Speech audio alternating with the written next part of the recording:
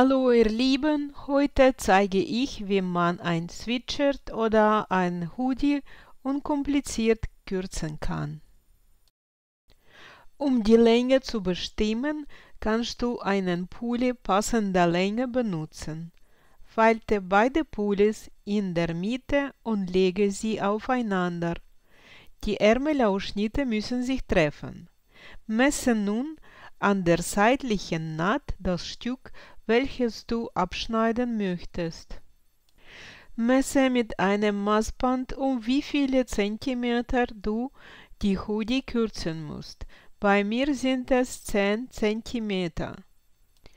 Nun entferne mit Hilfe eines Nahttrenners den Bund vom Hoodie. Ziehe die Naht stark auseinander und schneide die Fäden mit dem Nahttrenner durch.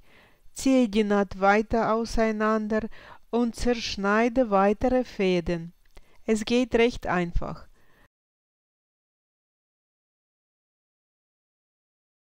Zupfe alle Fadenreste weg. Messe das abzuschneidende Stück ab und zeichne eine Linie. Da ich der Bund getrennt und nicht einfach abgeschnitten habe, muss ich keine Nahtzugabe berücksichtigen. Schneide entlang der gezeichneten Linien. Drehe die Hoodie auf links. Nehme der Bund und schiebe es in der Hoodie hinein. Die Nähte sollen sich treffen.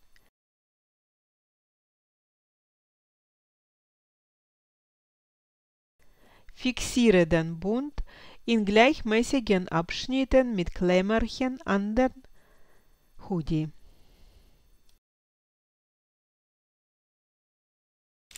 Nähe den Bund mit einem elastischen Stich oder einer Overlockmaschine.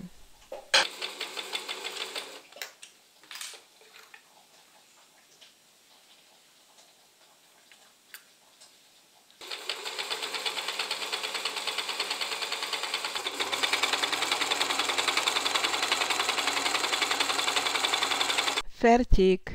Vielen Dank für deine Aufmerksamkeit und bis zum nächsten Mal.